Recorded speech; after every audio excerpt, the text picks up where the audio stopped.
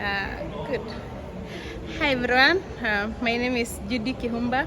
I'm a sign language interpreter and a maternal mental health advocate. And I'm with my friend here.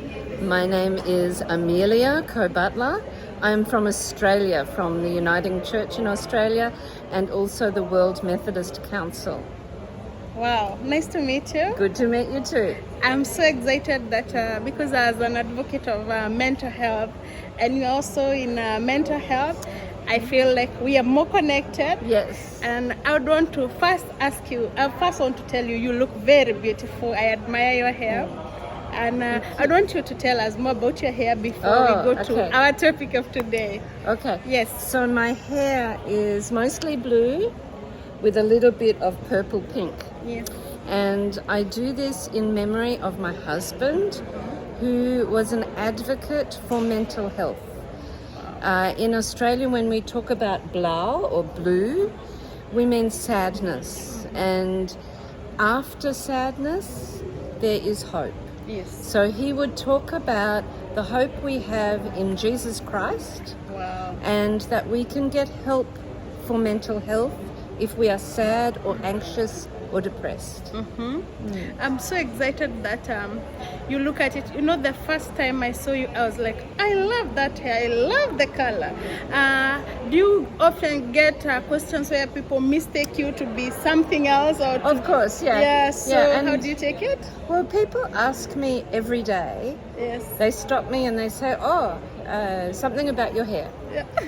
And it always gives me the opportunity to respond about mental health. Yes. And also about Jesus. Wow. So I get to talk about both. Does it bother you when people notice you? Of course, you are the outstanding person. You're the one with the screaming color.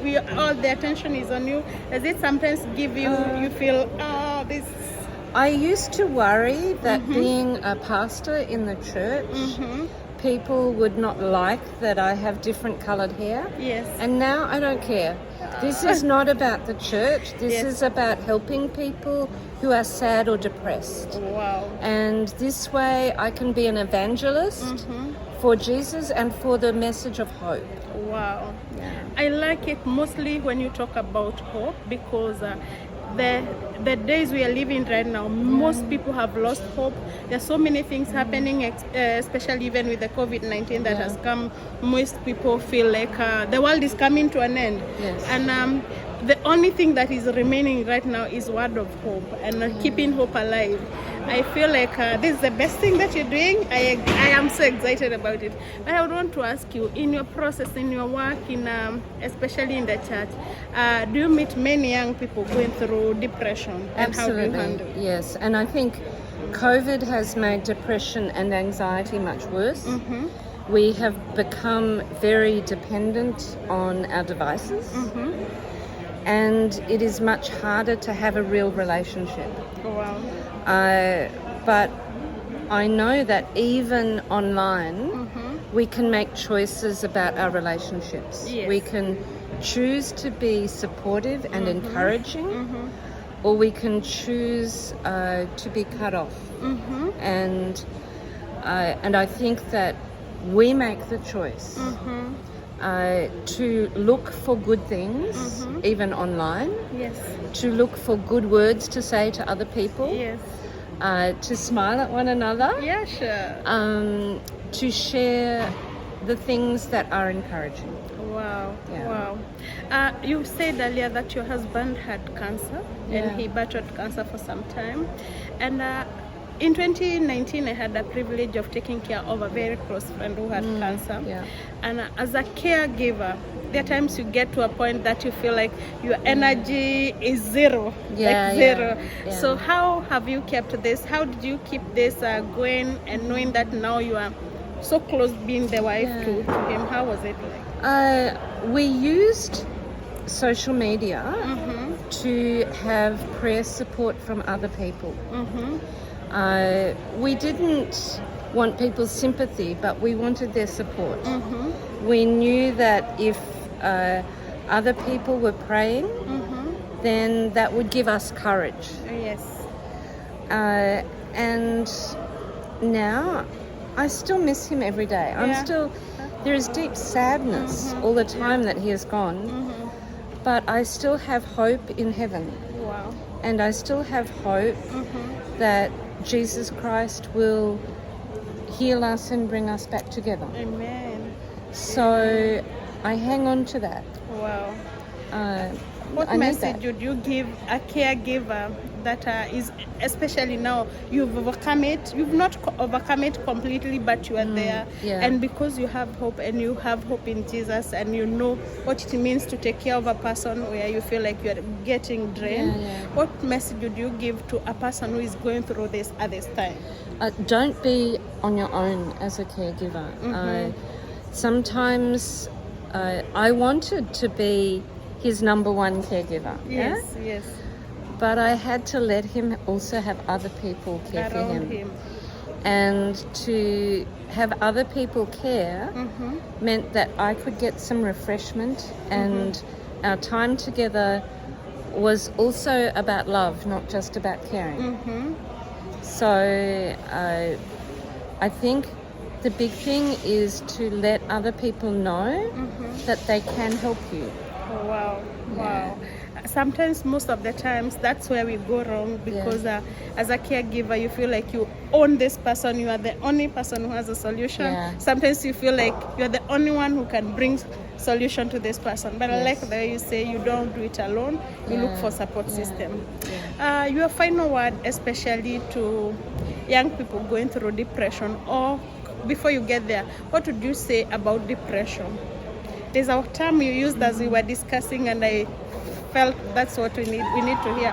According to you, what do you think about depression is like? Yeah, I think depression can feel very dark at the time, but it also comes before light. Depression can feel like it is the end, but I think it can be the beginning of something else. Oh, wow. Depression is normal. Everybody at some time experiences depression. And everybody at some time cries both with their eyes and in their soul. But if we are never depressed, we never understand joy. Yes. If we are never sad, we never understand happiness. If we only think that there is depression, it's like saying there is no possibility of beyond. And I want to say that I believe deeply that there is more than just the sadness. Sadness turns into joy in the morning. Amen. Yeah. That's a full sermon. I would want to say, what would you tell a young person going through depression? And it's because we've seen depression like a monster, that is killing silently. Because when somebody is silent, you never get to know what exactly they're going through until they do something weird, or they commit suicide, or they do something you keep wondering, why didn't they speak out? Why didn't they say about this? What would you tell them? So one of the things I would say about suicide is that it is not just a cry for help. Sometimes it is a cry of anger. Yes. And you can turn anger differently. The best anger changes people's behavior, doesn't end things, but leads to a change. Yes. So if you are depressed or if you're angry, I'd ask you to use that energy to make a change. Not to end things, but to turn it into change for others. Yeah.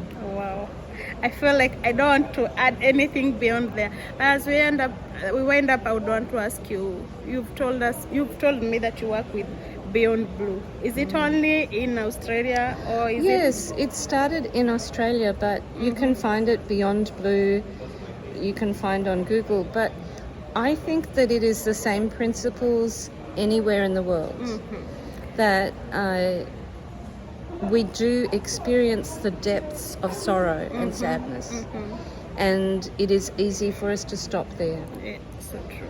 But there is always something after the blue. Wow. There's something after the blue. Yeah. No matter what you may be going through, no matter the struggle you may be in, no matter what is happening right now in your life, know that there's hope beyond blue.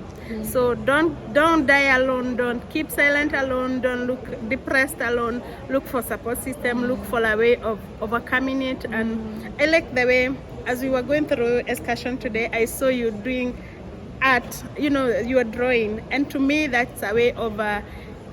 As much as it's a gift, it's also a way of relieving yourself, connecting with your environment. I keep telling young people, do that which you like doing. Yeah. If you love singing, sing with the whole of your heart. If you love drawing, if you love reading, do that which you love doing, so that even as you're going through your mental turmoil, you remember that you're not alone, and you can express through whatever you love doing. So young people, don't die, don't go into depression, don't go to things that may not end well. I'll tell you that there is hope, because if she's standing, if I am standing, you also can stand. Yeah. Until next time, bye-bye. Bye-bye. Bless you. God bless you.